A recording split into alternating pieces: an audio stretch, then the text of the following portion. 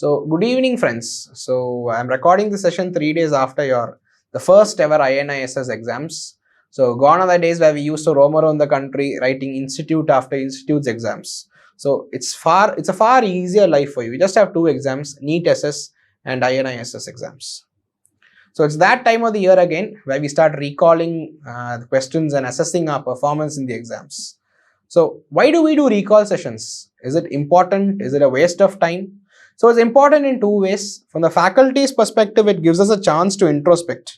So again, there's a huge amount of content out there. Braunwald, Pearl of Park, these are voluminous books. We carefully select whatever topics we feel is important so that it makes it easier to digest for you as well as a smaller amount for you to learn.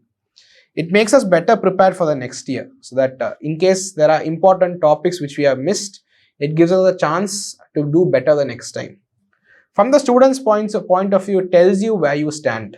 So again, it's an all India exams. It tells you how your performance is as compared to the other students around the country. It helps you correct your mistakes and helps you score better next time. It's a fact of life. You get a lot of questions being repeated, at least around 10 to 20% of questions being repeated. So if you are able to attempt and solve previous question papers, you get an edge. And finally, it gives your juniors a new question paper to solve. Remember, your recall will be helpful for your juniors also.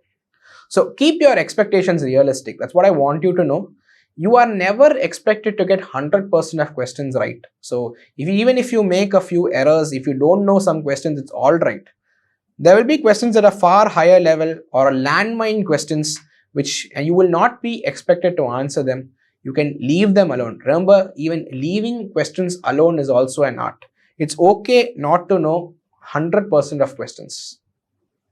See, remember, you cannot hit every ball out of the park, although Sehwag may beg to differ.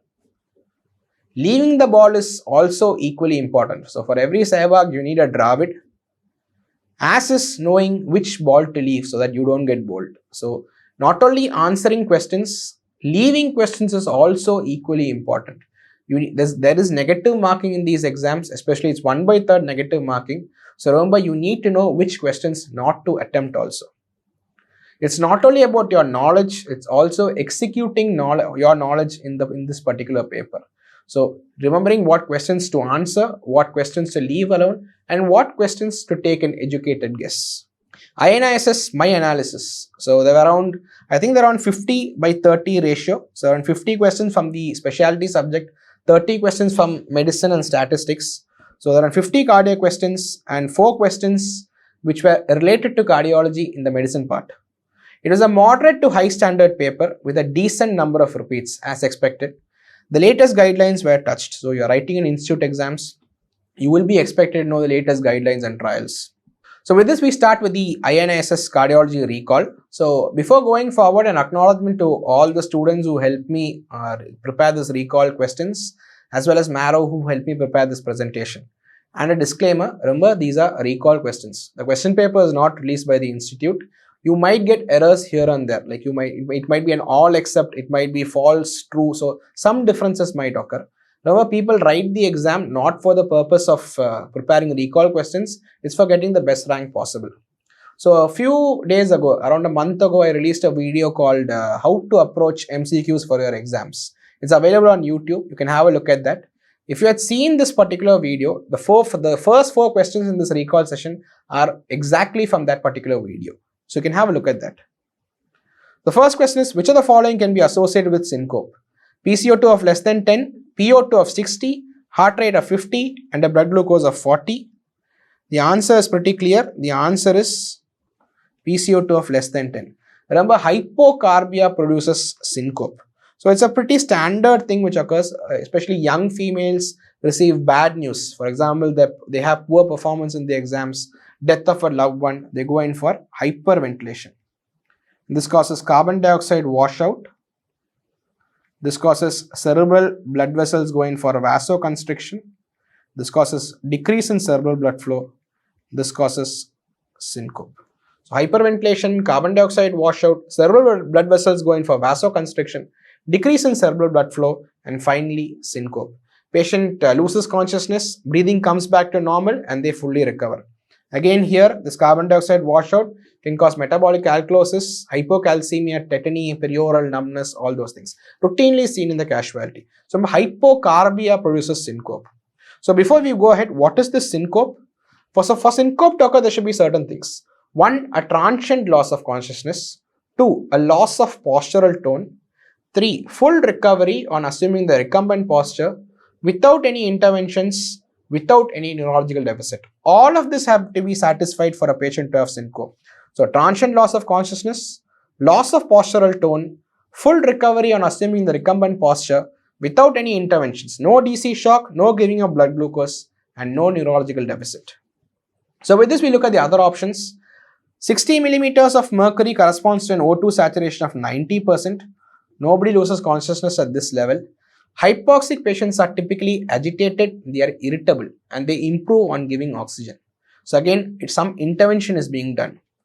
Heart rate of 50, most patients are stable. Blood glucose of 40. A very important point, hypoglycemia does not produce syncope. Okay, many people, when the patient comes with syncope, they straight away go and look at the blood glucose. Remember, hypoglycemia cannot produce syncope. 1, there is no sudden fall as such. The patient typically droops. So when they have this hypoglycemic attack, they have this giddiness, they catch hold of a chair and they slowly fall to the ground. There is no sudden loss of postural tone. And number 2, for the patient to improve, you have to give glucose. Some sort of food, chocolate or IV glucose. The patient does not improve otherwise. So remember, hypoglycemia does not cause syncope. A very important point. So throughout these videos, you will see certain timestamps just to, if you want to back refer, if you want to know more about this topic, you have these timestamps, you can have a look at it. So number 2, which of the following is abnormal in an asymptomatic athlete on routine health checkup? Again, a straight repeat from the how to approach MCQs video. The answer is very simple. The answer is T inversions in V5 to V6. So we all learn about athlete's heart. We learn its difference with HCM. So what is this? This is again the straight repeat of what we have discussed. So we have learned about athlete's heart. So what is this athlete's heart? Athlete's heart is an eccentric hypertrophy of all cardiac cavities. So LA, RA, LV, RV, all cardiac cavities go in for an eccentric hypertrophy. And number 2, there is increased vagal tone. So you have pronounced vagotonia. So again, because of this eccentric hypertrophy, you can get an LVH-like picture. So you can see a typical athlete's heart. Your patient has LVH. Okay, he has pronounced vagotonia. So you can see bradycardia. Even you can see the early repolarization pattern here. So eccentric hypertrophy of all cardiac cavities, number 1. And number 2, pronounced vagotonia. In some cases, the heart rate may drop to significant levels, 35, 36. To that levels, you can get physiological blocks. You can get a first degree heart block. You can get a Mobitz type 1 AV block. You can get junctional rhythms. All of this occur due to pronounced vagotonia. Remember, this is a healthy heart. Okay. So eccentric hypertrophy number 1 and number 2, all manifestations of pronounced vagotonia. So this is pathological hypertrophy. This is pressure overload. You can see the pressure overload pattern. Not only there is LVH, there is strain also. This is pathological hypertrophy. You have LVH with strain. So you can see the strain pattern even in the inferior leads also. This is LVH with strain due to pressure overload of the LV. So remember, athletes have this eccentric hypertrophy. There may be physiological hypertrophy, but the ventricle is not under strain. So again, you can see the options here. T inversion V1 to V3 can be a normal phenomenon. Junctional rhythm at 60 per minute, again due to vagotonia. Sinus bradycardia at 40 per minute, again due to vagotonia. Remember, there is no strain. The ventricle may hypertrophy. It's an eccentric hypertrophy. There is no strain. So there is no T inversion in V5, V6. Which variant of HCM has the best prognosis? Again, a straight repeat from that particular presentation. Obstructive HCM in athlete, obstructive HCM in elderly, obstructive HCM in pregnancy, non-obstructive HCM. The answer is non-obstructive HCM. Remember, non-obstructive HCM always has a better prognosis than obstructive HCM. So again, it's a pretty straightforward answer, an easy question. So what happens to obstructive HCM in pregnancy? It actually improves. Remember, when you are pregnant, you have increase in blood volume. So your ventricles dilate. again your obstruction then improves. So again, HCM is a well tolerated condition in pregnancy because there is ventricular dilation and the obstruction gets relieved. So again, a straight repeat of what I've already discussed. So again, non-obstructive HCM. Now we come to question number 4. PA banding indicated in all except CCTGA, Epstein's, DCM and DTGA. So again, a straight repeat from that particular presentation. It was a repeat question from AIIMS 21. So again, the answer is Epstein's anomaly. Again, it requires a bit of logic for you to guess the answer. Again, there's no need to remember the pathophysiology of all conditions. So why is PA banding done? This is the RA, this is the RV. Okay, you put a band on top of the pulmonary artery. You put a band to decrease pulmonary blood flow. Okay, PA banding is done in conditions of increased pulmonary blood flow to decrease pulmonary blood flow. So logically, you should not do it for a condition which already has decreased pulmonary blood flow, and the answer is Epstein's.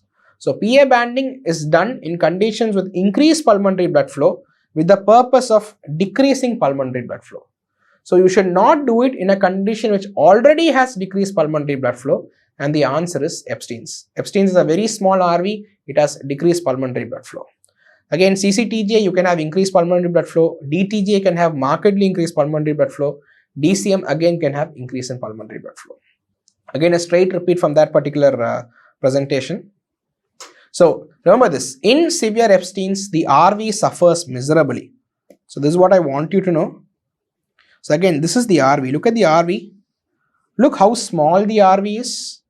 Look how big the RA and ARV is, atrialized RV. You can see a big RA, a big atrialized RV. So you can see how much smaller the RV is. And remember, there is torrential TR also. So not only is the RV small, whatever blood that enters into the RV goes in for tricuspid regurgitation, goes back into the RA.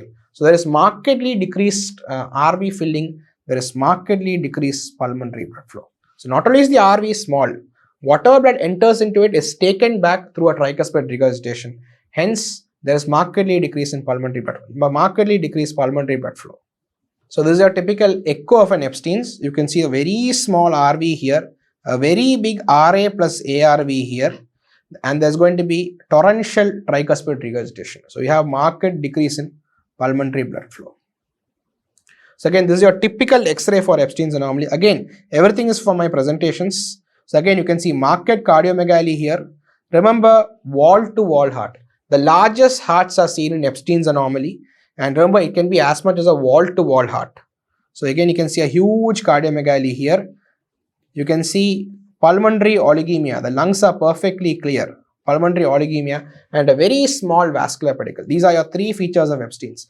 Cardiomegaly, huge cardiomegaly, oligemic lung field and inconspicuous vascular pedicle.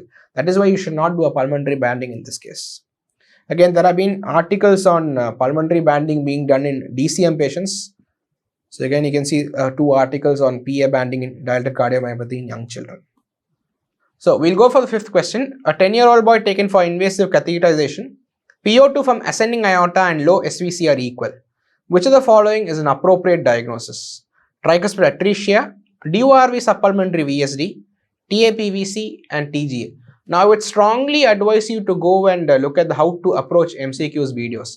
Not only you would have got the first 4 questions, but you would know how to approach these questions. So a normal student will sit and think about the pathophysiology of each and every condition.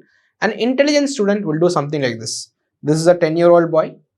TAPVC and TGA uncorrected do not survive till age 10.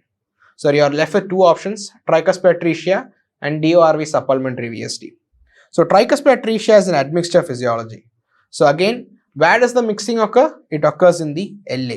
And everything distal to the mixing chamber has the same saturation. So this is 50, this is 50, this is 50, PA is 50, aorta is 50.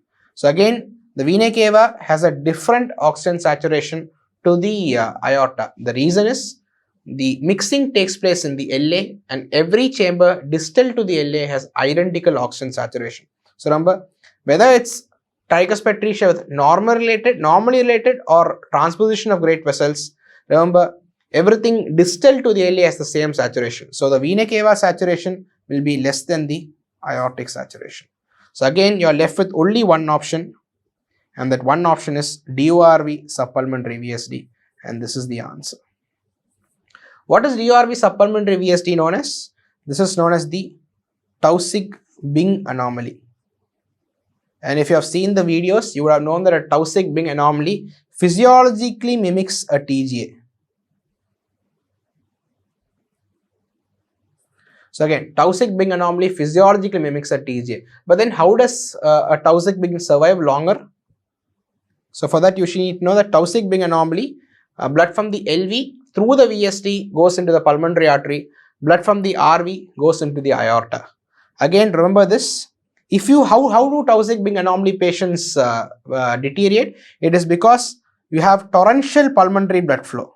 So you have increased pulmonary blood flow. This goes in for pulmonary vascular disease. It goes in for PH.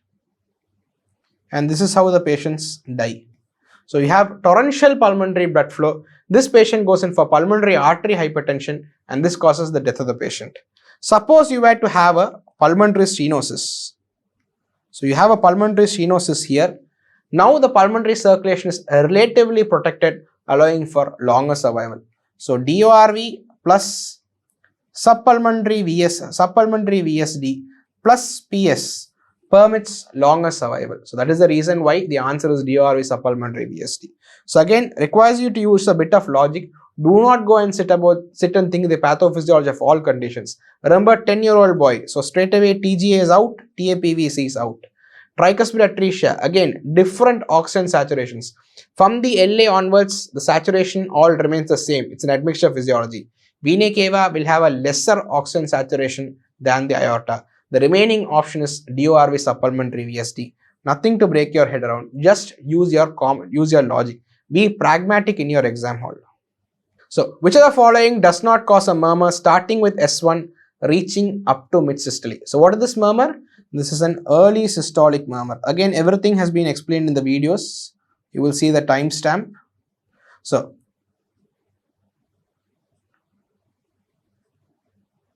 this is S1, this is A2, this is P2, this is S1 again. So remember, a murmur starting with S1 and extending into systole, not reaching S2 is what you call an early systolic murmur. Remember, the duration does not matter. It should start with S1 and should not reach S2. This is an early systolic murmur. A murmur which does not touch S1 and does not touch S2 is a mid-systolic murmur. The length does not matter. A murmur starting somewhere in systole, touching S2. This is a late systolic murmur. Again, duration does not matter. Murmur touching S1 and S2, lasting throughout systole is what they call a pansystolic murmur. So again, the straight definition of early systolic murmur. Murmur starting with S1, reaching somewhere in systole, not touching S2. This is an early systolic murmur. Okay, the duration does not matter. And what are your common causes of early systolic murmur? They are 1. Acute MR, 2. Acute TR or any non-hypertensive TR. 3 is small muscular VSD. These are your common 3 causes of early systolic murmur. Acute MR and acute TR. Why? Because there is a rapid equalization of pressures. The RV pressure rapidly equalizes with the RA pressure after a short duration in systole. So acute MR, acute TR and small muscular VSD. You can also have 2 other diagnoses. You can have a VSD Eisenmenger where the pulmonary artery pressure increases and you have an early systolic murmur. Similarly, you can have a PDA with Eisenmenger where the pulmonary artery pressure increases, obliterating the diastolic component and even the entire systolic component, leaving behind only an early systolic murmur. So again, you can see acute MR, yes. Low pressure TR, yes. Muscular VSD, yes. The answer is supravalvular AS. Supravalvular AS is an ejection systolic murmur. It is an outflow murmur. It is an ejection systolic murmur. So remember, a murmur starting with S1, reaching any duration but not touching S2 is an early systolic murmur. There are 3 common differentials for an early systolic murmur. They are acute MR, acute TR and small muscular VSD. Why does small muscular VSD have an early systolic murmur? It's because as the septum contracts, the VSD gets occluded.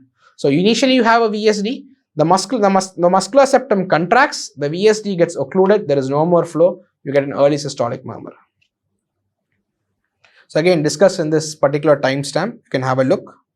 So again, now we come to a question which is part medicine, part cardiology.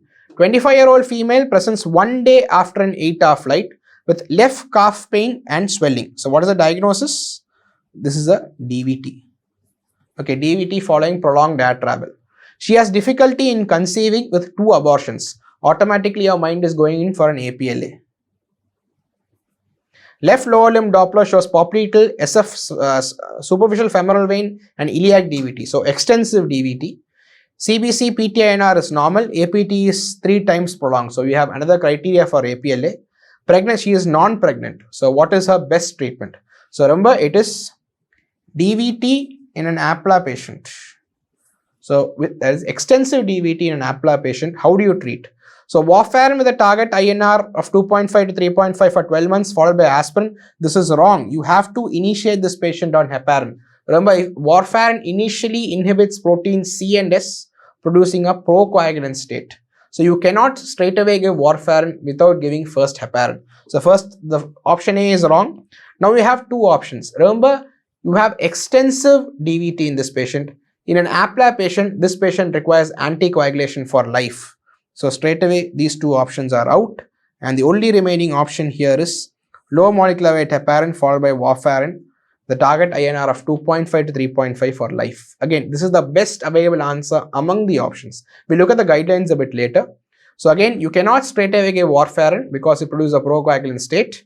You have, because it's an extensive DVT in APLA patient, this patient requires anticoagulation for life. So the only remaining option is low molecular weight heparin followed by warfarin to a target INR of 2.5 to 3.5 for life. So let's look at the guidelines. If you have an APLA patient with venous thrombosis, your target INR is 2 to 3. If you have, that's why the option was slightly wrong. They gave you an INR of 2.5 to 3.5. That's why I said best among the available options. If you have arterial thrombosis, you target an INR of 3. If you have recurrent thrombosis, you target an INR of 3 to 4. Rituximab can be considered if you have recurrent thrombosis despite adequate anticoagulation. Treatment of significant thrombotic events in a patient with APS is generally lifelong. That's why you can straight away wrote 2 options. So remember, venous thrombosis 2 to 3, arterial is 3, recurrent is 3 to 4. So among the best available or among the options, the best answer would be B. So again, can we use a NOAC in case of APLA? Again, the trials of NOAC in APLA patients have been largely disappointing, and now the guideline is recommending against the use of DOACs. DOACs or NOACs both mean the same for history of thrombosis who are diagnosed with antiphospholipid syndrome. So basically, no NOACs. Only vitamin K antagonist should be used in an APLA patient. So a very important point. Now people have been using NOACs in APLA patients who have been resistant to vitamin K antagonists who have a recurrence on therapeutic dose of VKA. But remember, your guideline is against this. Your guideline states only use vitamin K antagonists. So this is important because of the next MCQ which has been asked. So let's go to a common problem seen in APLA patients. Suppose a 25-year-old female, okay, she presents to you with DVT pulmonary embolism. So according to your latest guidelines, you prefer NOACs over vitamin K antagonists. This is as per your latest guidelines. The guidelines strongly recommend you to prefer NOACs or DOACs over vitamin K antagonists. So DVT pulmonary embolism, you start the patient on rivaroxaban or dabigatran, whatever. And suppose this patient turns out to be an APLA. Okay, remember, to diagnose APLA, you need to demonstrate antibodies 12 weeks apart. Okay, on 2 occasions, 12 weeks apart. So for this 12 weeks, which you have not diagnosed APLA, this patient will be on a NOAC. And this is not recommended in case of APLA. This is a therapeutic problem we have. So 25-year-old presents to you with venous thromboembolism. Your guideline, venous thromboembolism guidelines says that you start this patient on NOAC. But by the time you diagnose APLA 12 weeks later, you have started this patient on NOACs, which is not recommended in APLA cases. So again, this is a common therapeutic problem. So we come to the 8th question. Which of the following conditions is warfarin not indicated over NOAC? Bioprosthetic valve with AF, ATT, antituberculous therapy, APLA or mechanical prosthetic valve. So we have seen APLA, you are only supposed to give vitamin K antagonists. Remember, when you place in a valve, whether it's a mechanical valve or a bioprosthetic valve, in case of bioprocesses, for the first 6 months, you're only supposed to give vitamin K antagonists. So in all these three conditions, NOACs are contraindicated. The answer is antituberculous therapy. Okay, so what are the conditions where we prefer to give vitamin K antagonists over NOACs? So VKA greater than NOACs. In most of your conditions, we prefer rivaroxaban, edoxaban, dabigatran. In some conditions, we use vitamin K antagonists. What are those conditions? One, when you have a prosthetic valve. When you have a prosthetic valve, whether it's a mechanical or a bioprocesses for the first 6 months, we always prefer vitamin K antagonists. Two, in pregnancy. One, the novel oral anticoagulants can cause the placental membrane, and number two, we don't have studies in pregnancy. Number three, cancer patients. So whenever you conduct a clinical trial, straight away we exclude pregnancy and cancer patients. So you look at most of your big clinical trials, they don't study pregnancy and cancer patients. So we don't have data. Number four, renal failure. So when you have renal failure, all your NOACs are contraindicated. And number five, as we have seen, is APLA. Okay, so these are your common indications why we prefer vitamin K antagonists over NOACs. When you put in a prosthetic valve, whether it's mechanical or bioprosthesis, pregnant patients and cancer patients, because they've been excluded from the trials, patients who are having renal failure because all the NOACs are contraindicated in renal failure, and finally APLA patients. The answer is ATT therapy. So again, this was my slides from the prosthetic heart valve presentation. So you can see that your target INRs, all of these INRs are very important. You can see that bioprosthetic valve, it's usually for the first 3 to 6 months. Again, only vitamin K antagonist. When you put in a valve, prosthetic valve, whether it's bioprosthesis or mechanical processes, remember only vitamin K antagonists. So again, this is just what has been discussed. You have the timestamps available.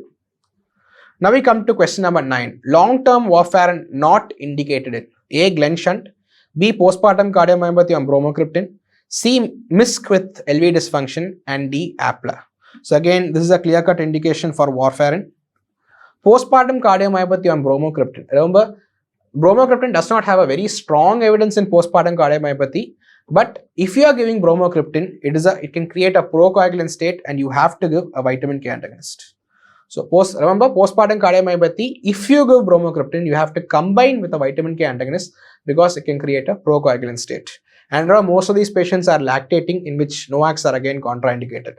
So it's MISC with LV dysfunction versus Glenn shunt. The answer is Glenn shunt. In Glenn shunt, long-term warfarin is not indicated. Again, it's a bit of a higher level question, but again, MISC is something which is coming up in a big way. So these are the indications of anticoagulation in case of MISC patients. So all patients on low dose aspirin. If the patient has current or prior venous thromboembolism, severe LV dysfunction, large or giant coronary aneurysms, or other high-risk findings, you start the patient on low molecular weight heparin and then later put the patient on warfarin. So again, these are again a bit of a higher level questions. You can straight away rule out two options and then you can maybe guess it. Again, you should know something on MISC because MISC is coming up in a very big way. So again, the answer is Glenn shunt, and I'll show you the guidelines also. You can see long-term treatment is only aspirin until you do a Fontan. So again, Glenn, the only long-term treatment, once you do a Glenn shunt, you only need to give this patient aspirin. So again, the answer is Glenn shunt. So again, long-term warfarin not indicated in Glenn shunt. So conditions in which CRT responsiveness is least likely to be affected. So less than 97% ventricular pacing, right bundle branch block, AF, and complete heart block. Remember, you are supposed to know which patient is likely to respond to CRT or not. CRT is a very expensive device. A CRT can cost you something like 2 lakhs. A CRT-D can cost you something like 4.5 to even 8 lakhs. So you're putting in a very expensive device in a potentially sick patient. Remember, these are dilated cardiomyopathy patients with poor ejection fraction. So you should be able to say whether this patient may respond or not. So responsiveness is a very important thing. Again, you can look at the videos I've described in great detail. The answer is complete heart block. Okay, complete heart block is an indication for CRT.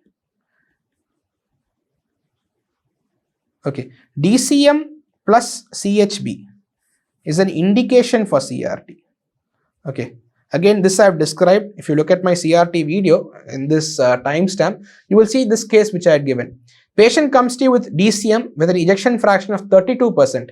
He has complete heart block. What PPI will you implant? Again, this is from my discussion.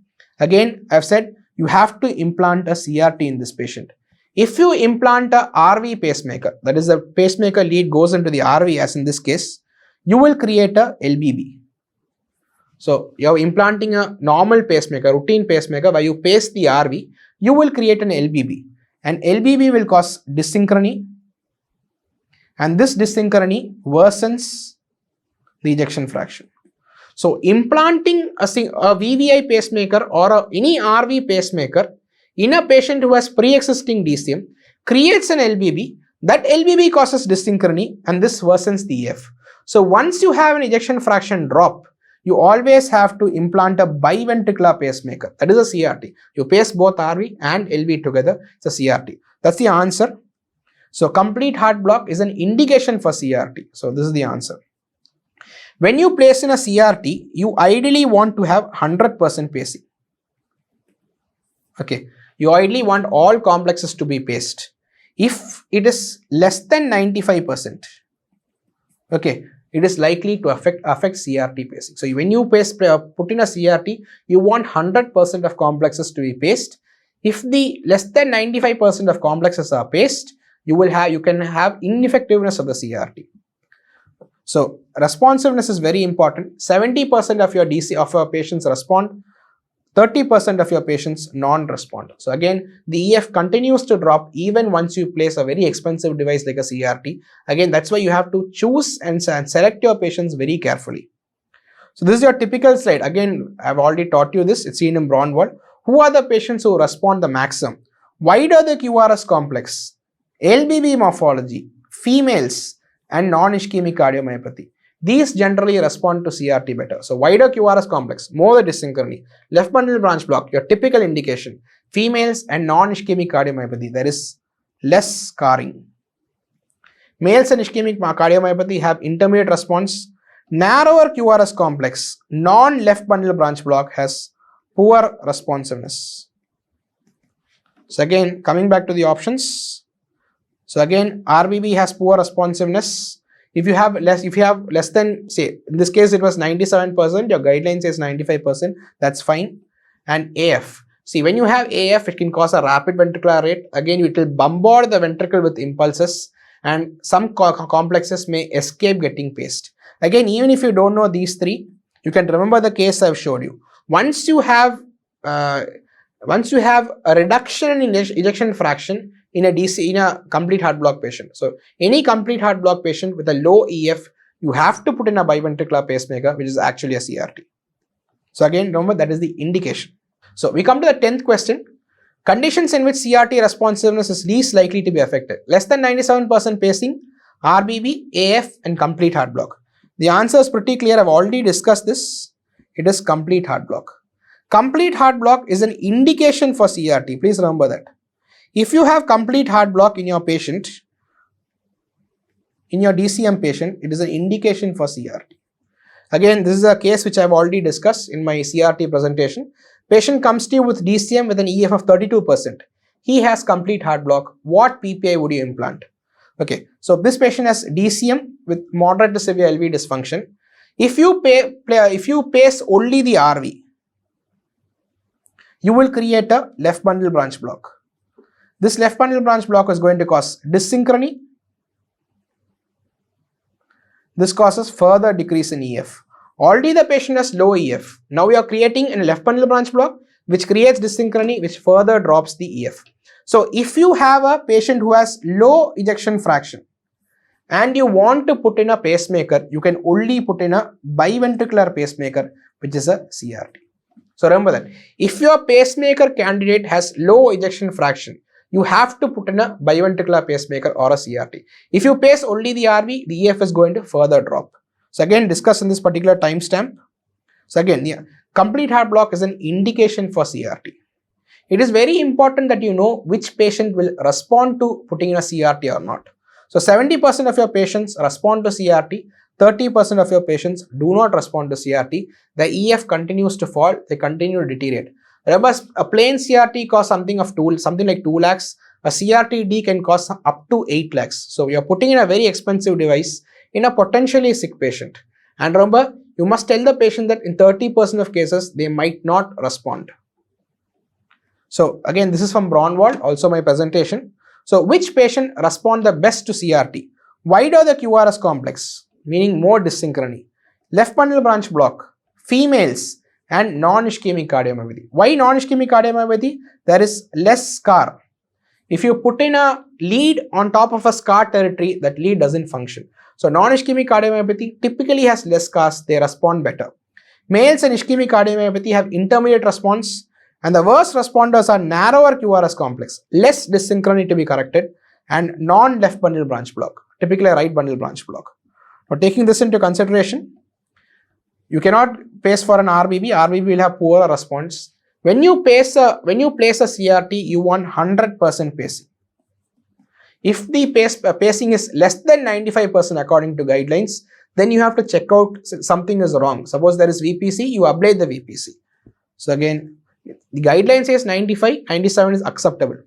AF will cause a very rapid ventricular rate. It will bombard the ventricle with a large number of impulses, and some complexes will escape capture from the CRT. So because of the very high ventricular atrial rate, which is transmitted to the ventricle, some complexes will escape capture from the CRT. Even if you don't know that, just remember the case I taught you. If your pacemaker candidate has a low EF, you are left with no other option but putting in a CRT. So we come to the 11th question. 55-year-old female, the word is very important. The patient is readmitted with fever, chest pain, and mild pericardial effusion. She has anterior wall MI recently. Which among the following statements is not true? So it's very clear we are dealing with a pericarditis situation. And it's a post-MI pericarditis. Now, post-MI pericarditis of two types. You have early post-MI pericarditis, which typically comes within 1 to 5 days. And you have late post-MI pericarditis, typically occurs 1 week to 8 weeks. And what is this called? This is called as Dressler's syndrome. Okay, so early post-MI pericarditis and late post-MI pericarditis. This patient is readmitted. Typically, we discharge MI patients at day 4 or day 5. So, we are likely dealing with a late post-MI pericarditis or Dressler syndrome. And I have only taught you two things in Dressler syndrome. One, it is autoimmune. And two is avoid corticosteroids. Why? Because if you give corticosteroids, it is going to impair wound healing. So again, it will create a problem in the myocardial wound healing. So again, corticosteroids are the mainstay of management. This is absolutely a wrong statement. Okay, I've only taught you two things on post-MI pericarditis. Okay, one, it's autoimmune, and two is you avoid corticosteroids because it interferes with wound healing. What is the typical management for Dressler syndrome? Your typical management for Dressler syndrome is aspirin or NSAID. You can add colchicine. And in refractory patients, you can go in for corticosteroids. So typical doses, what you're giving the patient 75 milligrams of aspirin, you increase it to 325 milligrams TDS. You can also give NSAIDs. In refractory cases, you can go in for colchicine. Even if it's refractory, then you go for corticosteroids. So corticosteroids are not the mainstay of management. They are to be avoided. Again, it can be associated with pleural effusion. Most pericardial effusions, you can have a serous pleural effusion. ECG may be non-diagnostic. I'll explain why. And usually presents a few weeks after MI. All these 2 points are important. Why can ECG be non-diagnostic? Remember, Dressler syndrome, typically you have some sort of ST elevation on the ECG. If you have a dead myocardium, okay, there will be no ECG changes. So you have an extensive MI, the myocardium is dead, there is no viable tissue left. There will be no ECG changes. Remember why you get ECG changes in pericarditis? It is because there is some degree of subclinical myocarditis. If the myocardium underlying is dead, you won't get ECG changes. So again, the only thing you need to know is corticosteroids are not used in the management. This is already what I've already told you that. So again, you can see the timestamp there. So 25-year-old patient admitted with GTCS, generalized tonic-clonic seizures, pupils dilated, breathing shallow. They've given you an ECG and you can have a look at the ECG. Which of the following is false? The option is which of the following is false. Okay, terminal R in AVR and R by S in AVR greater than 1 indicates poor prognosis. Width of the QRS complex more than 100 milliseconds indicates a bad prognosis. Early gastric decontamination required. Benzodiazepine overdose is the cause. Again, it's a question which I am very proud to have predicted, because I have almost put exactly the same ECG. I'll again show you the timestamps. This is a case typically seen in your toxicology ICUs or in your wards. What is this case? This is a case of sodium channel overdose, sodium channel toxicity. And what are the commonly seen drugs? They are tricyclic antidepressants, 2 class 1A, 1C or class 3 antiarrhythmics, 3 is antiepileptics. So it's a typical case of sodium channel blocker toxicity. They are tricyclic antidepressants, typically amitriptyline, class 1A, class 1C and class 3 antiarrhythmics and certain antiepileptics. Again, remember, typically seen in amitriptyline poisoning. Remember, amitriptyline is an antidepressant. Depressive patients can sometimes have suicidal tendencies and they may consume a lot of tablets of amitriptyline. And typically, I have told you what to see in the ECG also. You can see this is the question I prepared. This was discussed in cardiac drugs in the second module. So this was the question: TCI toxicity associated with wide QRS, increased QT, left axis, short QT and short PR. The answer is A and B. See, when you have a tricyclic antidepressant toxicity or any sodium channel overdose, two things are seen. You have right axis deviation. You can see the right axis deviation here. This causes the prominent R wave in AVR. The degree of right axis deviation or the degree of the height of R wave in AVR is indicative of prognosis. The taller the R wave in AVR, worse the prognosis. And 2, it causes broadening of QRS complex.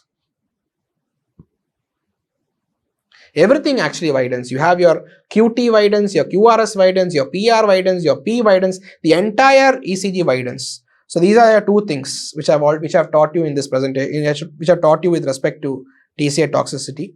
You can see that further, more severe TCI toxicity, there is further widening. R wave is more prominent. You have the rightward axis deviation here. So next is after giving soda bicarbonate, gastric decontamination, you can see everything returns back to normal. Your QRS has narrowed, your R wave has disappeared, your axis has become normal. So these are things I taught you with respect to TCI toxicity. The same question was asked. So again, 25-year-old, GTCS, pupils dilated, breathing shallow. You can see the prominent R wave in AVR, you can see the broadening of QRS complex, you can see the rightward axis deviation. Terminal R wave in AVR and R by S in AVR indicates poor prognosis. Yes, this is what I have told you. Width of the QRS, the broader the QRS complex, worse the prognosis. Yes. Of course, you have to give early gastric decontamination. Benzodiazepine is not the cause. It is actually sodium channel blocker toxicity and typically seen in tricyclic antidepressant like amitriptyline. So again, this was also discussed extensively. Almost the same ECG was put up in the exam. Now we come to question number 13. Female with fever along with dry cough for 3 days with chest pain. This was a ECG. She had a mnemonic patch also here. So fever, dry cough with chest pain and what is true about her ECG. So PR segment depression, atrial flutter, ST elevation V1 and V2 and sinus tachycardia may be present. So we have a pneumonia, fever with chest pain. Look at the options. The options is hinting towards pericarditis. So they're basically asking you which is not an ECG feature of pericarditis. The answer is ST elevation in V1 and V2. I've told you one thing about the ECG changes. Pericarditis causes ST elevation in all leads except AVR and V1. So pericarditis causes ST elevation in all leads except AVR and V1. PR segment depression, yes, it's a hallmark of pericarditis. You can get atrial arrhythmias in pericarditis. Sinus tachycardia is almost invariably always present. So these are the ECGs what I have discussed. You can see ST elevation in all leads. You can see ST elevation in all leads except AVR and V1. AVR and V1 are right-sided leads. They show depression. So another ECG of pericarditis. Again, you can see ST depressions in AVR and V1. ST elevation in all leads. You can see the spodic sign. Please have a look at the timestamp. It will describe the spodic sign also. So ST elevation all leads except AVR and V1. So again, my slide, how to distinguish between pericarditis and STEMI. ST elevation all leads except V1 and AVR. So very important, that's the answer. So again, this is the timestamp. You can have a look at it. So now we come to question number 14. 20-year-old male, history of seizures with developmental delay. He is admitted with left lower limb swelling and hypotension. So CT pulmonary angiogram shows pulmonary embolism. So it's basically a venous thromboembolism, DVT plus pulmonary embolism. On examination, he is tall and has long fingers. So some sort of Marfanoid habitus. Eye examination shows downward displacement of lens. So in Marfan's, you get a supratemporal subluxation of lens. So the lens goes upwards and laterally. What mimics Marfan syndrome but has exactly the opposite subluxation of lens? It is homocystinuria. So homocystinuria has exactly the opposite subluxation of lens when compared to Marfan's. Everything else is similar. So basically, you're dealing with a case of homocystinuria with DVT plus pulmonary embolism. Okay. So and what supplementation will you give for a homocystinuric patient? You give B6. So 50% of patients respond to B6. So that's what the answer is, pyridoxine. So it's actually a medicine question also, along with a cardiology question. So remember, it's a case of homocystinuria with DVT pulmonary embolism, and the supplementation you give is pyridoxine or B6. Again, a relatively simple question. 20-year-old male with history of seizures with developmental delay, admitted with left lower limb swelling and hypotension. CT shows pulmonary embolism. So dealing with a VTE, DVT plus pulmonary embolism. On examination, he is tall, has long fingers. Eye examination shows downward displacement of lens. So again, tall, long fingers, you think of Marfan's. But again, Marfan's, remember, has a supratemporal subluxation of lens. So the lens goes upwards and laterally. So what condition mimics Marfan's but has exactly the opposite subluxation of lens? This is homocystinuria. So this is actually a case of homocystinuria with DVT pulmonary embolism. And what is the treatment in case of such cases? You give vitamin B6. Again, a relatively simple question. I chose this question to put in cardiology because of one reason. See, it's important in any Marfan's case to look at myopia very seriously. Okay, because remember, you might think it's a Marfan's case, but this case might actually be homocystinuria. And remember, homocystinuria patients have thrombotic risk. So always look at the eye. If there is a supratemporal subluxation of lens, you think of Marfan's. The exact opposite, downward and medial deviation, you think of homocystinuria. Remember, homocystinuria has an added thrombotic risk, and that is what the case is here. And you can treat by giving pyridoxine. So now we come to question number 15. Which of the following does not improve survival in HFrEF? So A, vericiguat, spironolactone, ARNI, or SGLT2 inhibitor. Again, this is HFrEF is a topic which I have dealt with extensively in toto and thoroughly. Again, nobody should make a mistake on this question. Again, what are the 4 pillars of HFrEF management? Mineralocorticoid receptor antagonist, ARNI, beta blocker, SGLT2 inhibitor. These are your 4 pillars for HFrEF management. Every patient should be on these 4 pillars unless contraindicated. The answer then now is clearly vericiguat. Now, vericiguat is as per the Victoria trial. It's an oral soluble guanylyl cyclase inhibitor. It's around 10 mg per day dose. Remember, it is not yet approved. This drug is not yet approved by any major organization. So remember, spironolactone, yes, market survival advantage. ARNI, market survival advantage. SGLT2, market survival advantage. The answer is vericiguat. I hope nobody has made a mistake. HFrEF is a topic which has been thoroughly dealt with. Which of the following improves survival in HFpEF? ARNI, spironolactone, beta blocker, SGLT2 inhibitor. Now this is something I have not taught you because I have taught you that in HFpEF, no drug improves survival. That is what I have taught you. Unfortunately, a couple of months ago, you had this trial coming in. This is the Emperor Preserve trial, which came in October 2021, which showed a survival benefit with empagliflozin. So again, this was the Emperor Preserve trial. Again, it included HFpEF patients, EF of more than 40%. And again, it studied a composite outcome. of heart failure and hospitalization. So again, there is a benefit with respect to empagliflozin, and mostly driven by heart failure hospitalization. So when it's a composite outcome. It's basically heart failure plus hospitalization, and this composite outcome showed a benefit with empagliflozin. But remember, it is mostly driven by heart failure hospitalizations. So again, probably in the next guideline, you will see empagliflozin receiving a class 1 recommendation. Trials are also going with dapagliflozin. Probably that will come out soon. So remember, the answer is SGLT2 inhibitor. Again, this was not taught. It's the latest guideline. Okay, and again, you're expected to know the latest guideline. This trial came out 2 months ago. So the only drug which right now shows benefit in HFpEF, at least some benefit, is SGLT2 inhibitor. And the only SGLT2 inhibitor which has been studied right now is empagliflozin. Okay, now we come to question number 17, a bit of a controversy. Obese patient has history of MI 6 months ago. Diabetic on metformin, which drug is suitable for glycemic control? So again, there was a confusion in recall. Some people said GLP-1 agonist, some people said voglibose. The others were pioglitazone, linagliptin, and empagliflozin. Let's look at the guidelines. The first line drug of choice is always metformin.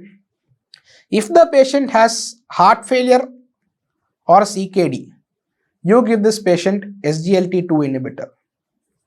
If the patient only has atherosclerotic cardiovascular disease, you can give this patient GLP-1 receptor agonist or SGLT2 inhibitor. So if the patient has heart failure or CKD, you can give SGLT2 inhibitor. If the patient has atherosclerotic cardiovascular disease, it's either GLP-1 receptor agonist or SGLT2 inhibitor. So taking this into consideration, if GLP-1 agonist was among the options, it's either A or D. But the entire trials, everything, the cardiology as such is going towards an SGLT2 inhibitor. So I would rather choose SGLT2 inhibitor to be on the safe side. So again, you have guidelines for GLP-1 agonists, but the more practical option would always be to choose empagliflozin. So which of the following can cause death of the fetus? Again, the exact same question I had discussed in the video. You can go have a look at it. The answer is Epstein's anomaly. When does Al-Kappa die? Al-Kappa dies around 2 to 3 months. It is when the PA pressure drops that the patient goes in for an MI, and that takes around 1 to 3 months. DTGA, when does the patient collapse? When the PDA closes. When does HLHS collapse? When the PDA closes.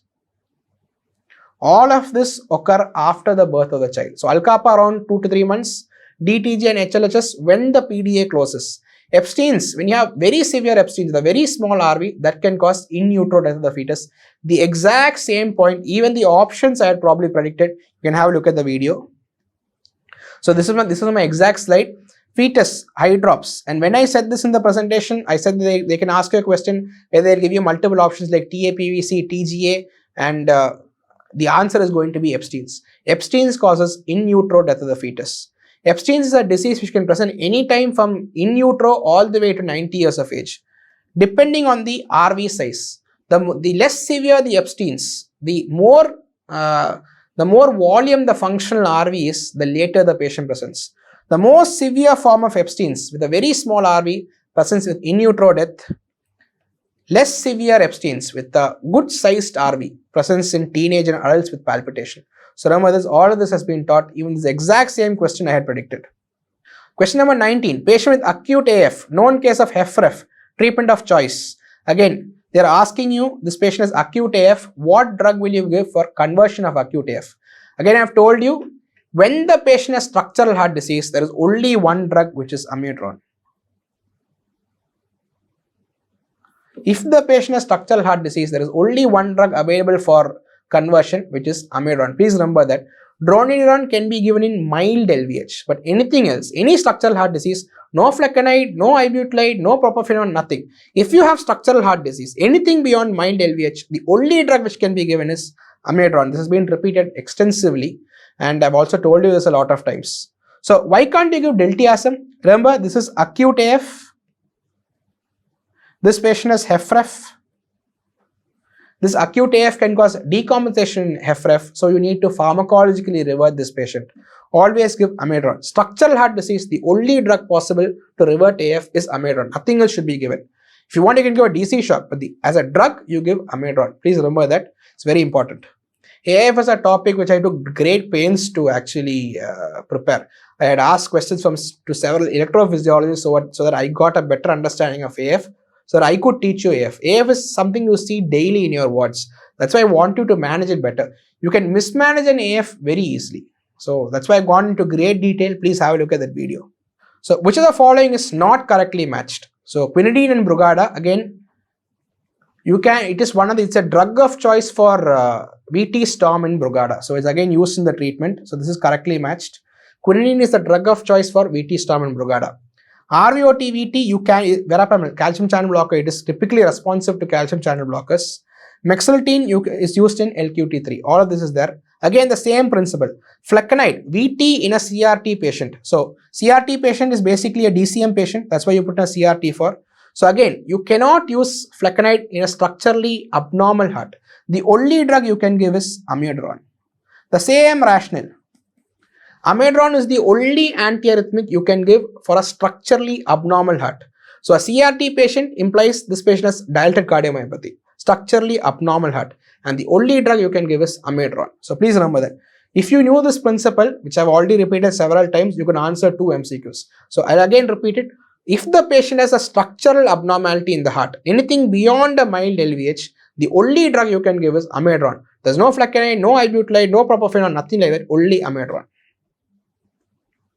So question number 21, one of the hot topics in cardiology, true about Brugada. Due to mutation in ryanodine receptor 2, quinidine precipitates Brugada, heavy exercise precipitates Brugada, fever precipitates Brugada. So again, the answer is pretty simple. I not even explain it. The answer is fever precipitates Brugada. Now, Brugada is a commonly asked topic. It's a hot topic for exams. I've gone into it in great detail. In fact, I've gone to the history also. So in jungles of Thailand, there is a ghost called the Fiam. It is supposed to steal the souls of young men. So young men, while they sleep, the Fiam or the widow ghost comes and sits on their faces and suffocates them to death. So they have some sort of agal respiration and die. And men in these villages wear lipstick at night to protect themselves from the Fiam. So this was the legend I've taught you. So young men, Southeast Asia, Thailand, Southeast Asia, events occurring at night. Okay, while they sleep, agal respiration. The story will help you remember this condition. So autosomal dominant, mainly in males, testosterone is supposed to play a role. Average age you can see is around 40. Southeast Asians, very important. Events occur during sleep and it's a polymorphic VT. All of this have been asked. These are MCQs. Again, my slides from Brugada presentation. Fever is your most common trigger. What are the other triggers? Sodium channel blockers like ajmaline, flecainide, propafenone, and something which is used in Japan, pilicinide. Why? Quinidine is also a sodium channel blocker, but quinidine can be used in the treatment because quinidine blocks ITO current. Okay. So quinidine, although being a sodium channel blocker, can be used in the treatment. It's a drug of choice for VT Storm because it has an additional ITO blocking effect. I've taught everything. I've taught all of this to you in the Brugada module. TCS, hypokalemia, magnesemia, ischemia, cocaine, alcohol intoxication. So coming to the question back again.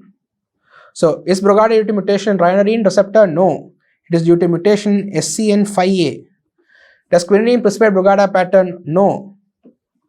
Quinidine is used in the treatment of Brugada. So AFP, ajmaline, flecainide, and procainamide. These are the drugs which precipitate Brugada pattern.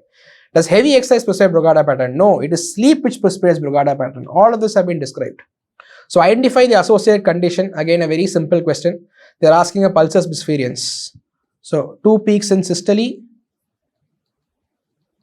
is pulsus bispherians. 1 peak in systole, 1 peak in diastole is a dicrotic pulse. 2 peaks in systole is pulsus bispherians. Commonly asked question for your MD exams. How do you distinguish between bispherians and dicrotic pulse? Both have 2 peaks. 2 peaks in systole, as in this case, it's pulsus bispherians. 1 peak in systole, 1 peak in diastole, it's dicrotic pulse. So what are the causes of pulsus bispherians? They are severe AR, AS plus AR, where AR is the dominant lesion, and HOCM. So there's only one option here, it is severe AR. Very simple question, even a second year MBBS student will probably guess it. Low output cardiac state causes dicrotic pulse. Severe AS causes pulsus parvus. Please remember that. Again discussed in AR case presentation. Which of the following is not properly matched? Again, you need not even look at the options. The answer is ischemia trial. Okay. Ischemia trial, PCI improves mortality is a wrong option. Ischemia trial, PCI does not improve mortality. Again, a very, very famous trial. Okay, I think it came around in 2018. Everybody should know this. In chronic, it's very important to diagnose whether it's chronic stable angina or ACS. A patient comes to you, okay, and he's sitting in front of you. You need to know whether the chest pain is ACS or is chronic stable angina. Why? Chronic stable angina has a mortality rate of 1 to 2% per year. So if a patient develops chronic stable angina, or you should call it chronic coronary syndrome as per the latest guidelines, he develops chronic stable angina at age say 55, he is likely to die of some other cause rather than the chronic stable angina. So very important, chronic stable angina has a mortality rate of 1 to 2% per year. This patient is likely to die of some other cause, not the chronic stable angina. That is why there is no mortality benefit in treating chronic stable angina with revascularization. So just imagine, you have a lot of trials. You have the ischemia trial, you have the orbita trial, you have the BARI 2D trial, you have the courage trial, all very reputed trials, studied thousands of patients except the orbita and showed that chronic stable angina has no mortality benefit for PCI. Again, I've repeated this extensively. Why? Because already the mortality rate is very low. ACS is a different beast entirely. ACS is a higher mortality rate. You will have to revascularize. So please remember, PCI does not improve mortality in cases of chronic stable angina. What about symptomatic benefit? All trials except the orbita trial showed a symptomatic benefit. Orbita trial had a lot of flaws, but all trials except orbita trial showed a symptomatic benefit. So please remember this. The others will not even look. They want you to look at this ischemia trial. So not a true statement. So unroofed coronary sinus associated persistent LSVC. This is a true statement. Sinus venosus ASD, right upper pulmonary vein anomalous drainage, again true statement. Ostium primum ASD associated with the cleft mitral valve, again a true statement. Coronary sinus ASD associated with complete heart block, this is the false statement. Again, congenital heart disease is a module which I have thoroughly researched and prepared to you. It's something I have taken great pains to prepare. So please have a look at this. All of this has been taught in the lectures. The typical coronary sinus ASD. The coronary sinus lies posterior to the LA. These are all my slides in the videos. Coronary sinus ASD lies posterior to the LA. This, when you have holes in this wall which separates the coronary sinus from the LA, you will have shunting from left to right. So blood from the LA enters through these holes or fenestrations into the coronary sinus drains into RA, you will have a left to right shunt. Often you have an associated LSVC. Okay, you have cyanosis with a left to right shunt. Please remember that. So you have a sinus venosus ASD somewhere here. What happens is the right upper pulmonary vein often migrates towards the right side. So when you have a sinus venosus ASD, the upper part of the septum is deficient and it is frequently associated with anomalous venous drainage, and it's often the right upper pulmonary vein which migrates towards the right side, either the vena cava or directly into the RA. So sinus venosus ASD is frequently associated with anomalous pulmonary venous drainage. So if you diagnose a sinus venosus ASD, always look for anomalous pulmonary venous drainage, and often it's the RUPV which migrates towards the right side. What about primum ASD? It's often associated with the cleft mitral valve. Already I've told you this. Primum ASD has a lot of associations. Downs is a very important association and often it's associated with the cleft mitral valve. So again, this is a screenshot of me telling. This is basically from AV canal defect.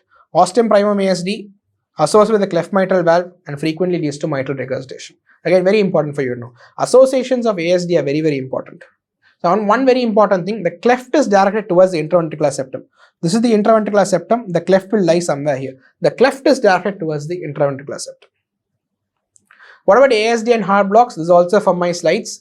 All ASD have a tendency to produce a first degree heart block because the SA node and the AV node lie in the RA. When the RA enlarges, the distance between the SA node and the AV node increases. Hence, you can theoretically get a first degree heart block.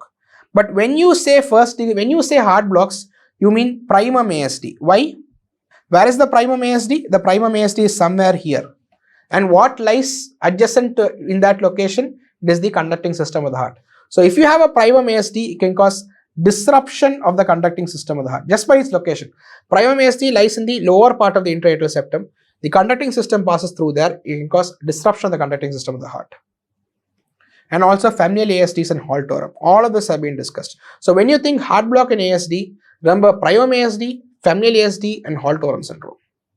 Now we come to question number 25. 20-year-old male has periorbital puffiness and pedal edema. BP is 190, 104. So what is this case? This is a case of nephritic syndrome. Okay, you have periorbital puffiness, you have pedal edema, you have hypertension.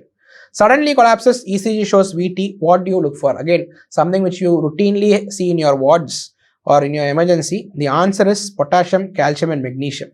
Please remember, first thing which comes to your mind is hyperkalemia. So obviously this is wrong. Okay, sodium has nothing to do in the ECG. So obviously this is wrong. So your options are potassium, calcium and phosphate, and potassium, calcium, magnesium. Obviously all of you would know the answer is potassium, calcium and magnesium. So let me explain it to you from a cardiologist's point of view. So this was all from a medicine point of view. Let me explain it to you from a cardiologist's point of view. See, deep repolarization is a far more vulnerable phase than depolarization. We'll just repeat this. So let me explain this from a cardiologist's point of view. So far I've explained this from a physician's point of view. Let me explain from a cardiologist's point of view. So remember, I've already taught you this.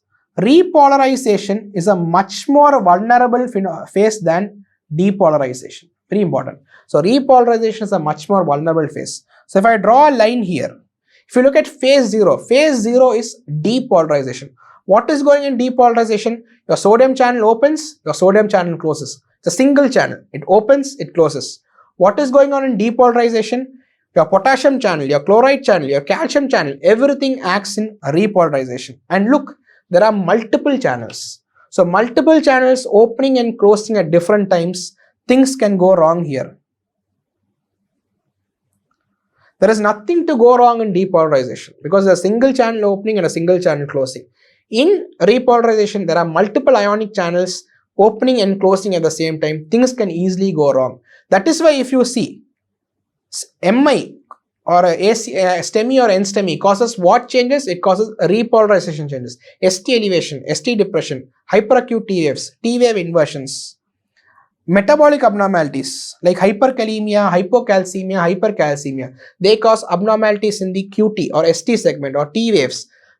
This can later spill on into depolarization. But the first abnormality typically occurs in repolarization. Commotio cordis, again impulse on the T wave, again repolarization. So you can see a lot of VTVF, everything starts with repolarization. So commotio, VTVF, everything occurs in repolarization. That's why I said repolarization is a much more vulnerable phenomenon than depolarization. There's nothing to go wrong in depolarization. So keeping that in mind, what are the channels acting in repolarization? It is primarily potassium and calcium. Potassium and calcium are the two channels which act during repolarization, and what handles potassium and channel? It is magnesium. So that's why I said potassium, calcium and magnesium. Again, a cardiologist's point of view of a medicine topic. So because repolarization is a vulnerable phenomenon, potassium and calcium are your main ionic channels. Magnesium handles these two. Again, that's why I can say the answer is potassium, calcium and magnesium. Again, every one of you will probably know this answer. It's just a different viewpoint. So true statement all except. Hypocalcemia prolongs phase 3 of action potential. This is a false statement straight away. Remember, hypocalcemia acts on phase 2. Calcium is in phase 2 of the action potential. So again, you can straight away rule out other options. Hypercalcemia increases T wave amplitude. Okay, this is generally a false statement, but again, we'll just repeat this slide. So true statement, all except. Hypocalcemia prolongs phase 3 of action potential. This is a false statement. You can straight away see here. Hypocalcemia acts on, calcium acts on phase 2 of the action potential. Hypocalcemia prolongs phase 2, not 3. I'll just come to option B later on. Calcium plays an important role in phase 2 of action potential. Yes, true. Hypercalcemia causes ST and J point elevation V1 and V2. Yes, this is called as Osborn waves. And what are the two most common causes of Osborn waves? They are hypothermia and hypercalcemia. There are numerous causes, but the two common causes you need to know in your exams are hypothermia and hypercalcemia. Hypercalcemia generally causes flattening or T inversions. Okay. But what can happen sometimes is, okay, you can have a short ST segment and that can result in apparent prominence of the T waves. So when you have hypocalcemia, when you have hypercalcemia, your ST shortens. You can see a shorter ST segment here. When you have hypocalcemia, your ST lengthens. You can see a longer ST segment here. Okay. So when you have hypercalcemia, your ST is obliterated. As a result, you have apparent prominent T waves. Okay, it's apparent. It's not a true prominent T wave. So sometimes it might mimic an MI. But again, nobody is going to question you. The answer is clearly hypocalcemia prolongs phase 3. It is phase 2. Which of the following is part of the conducting tissue? Again, an anatomy question. Right atrial appendage, coronary sinus, moderator band, and caudate teninae. The answer is moderator band. Okay. So again, what is this moderator band? Moderator band connects the anterior papillary muscle of the RV to the interventricular septum. So something here, you can see the moderator band here. It connects the interventricular septum here, to the anterior papillary muscle. So I'll just show you the next slide. So this is how this is basically taken from a very famous electrophysiology textbook, this diagram. So here you can see the moderator band here, and what passes through the moderator band? The right bundle. Fibers of the right bundle pass through the moderator band. Okay. So fibers of the right bundle pass through the moderator band, and it has some physiological role also. The moderator band provides a bypass. So bypass and it can play an important role in AVRT. So you can have a circuit being generated from the moderator band. Also in normal cases, if you can bypass the longer activation route, and hence the RV can be activated a bit earlier. Again, nothing for you to remember. Remember, the moderator band carries fibers of the right bundle, and then you are through. So we come to the next question. Which of the following causes maximum decrease in triglyceride levels? There's nothing to think about. The answer is fenofibrate. Remember, fibrates. When you think of fibrates, you think triglycerides. So fibrates are the most potent decrease in triglycerides. This is something I've already explained. Gemfibrosol is also a fibrate, but it's not used. Why? Because of the exceedingly high risk of rhabdomyolysis, especially when you combine with a statin. Okay, so if a person presents to you with elevated triglycerides, the first drug you prescribe is statin. Although statin has a low triglyceride lowering potency, the first drug you prescribe is statin. If that fails, the next drug is you combine with an omega-3 fatty acid. If that fails to decrease the triglycerides, you add fibrate. And the only fibrate is fenofibrate. So although the guidelines recommend first statin followed by omega-3 fatty acid followed by fibrates, remember the most potent triglyceride lowering agent is fibrate. When you think fibrate, you think triglyceride. So again, triglycerides, the omega-3 fatty acid reduced triglycerides by around 20 to 30%. This is from the AHA guidelines. Fibrates reduce it by 30 to 50%. So the most potent triglyceride lowering agent is a fibrate. So 75-year-old male with AF having diabetes and hypertension, which parameter does not increase the score for anticoagulation? Again, it's a very simple question. It's based on the CHA2DS2-VASc score. Again, something I've dealt with extensively. He has diabetes, that increases the score. Hypertension increases the score. Age increases the score. Female, and if it's female, you add +1. So gender is the correct answer. So again, this is a CHA2DS2-VASc score. I've already dealt extensively on the CHA2DS2-VASc score. So you can have a look at this. CHA2DS2-VASc score is something you use extensively in your practice. Please remember, CHA2DS2-VASc score is used for non-valvular AF and not valvular AF. Okay, so please remember that. So if you have a MS case in front of you, you don't use the CHA2DS2-VASc score. In some cases of non-valvular AF like hypertrophic cardiomyopathy also, you don't use the CHA2DS2-VASc score because it's not been validated. But remember, CHA2DS2-VASc score is used for non-valvular AF. So all of the following increase BNP except, come on, I've discussed this question hundreds of times. The answer is obesity, nothing to think about. Remember, all sick patients, you can have an elevated BNP.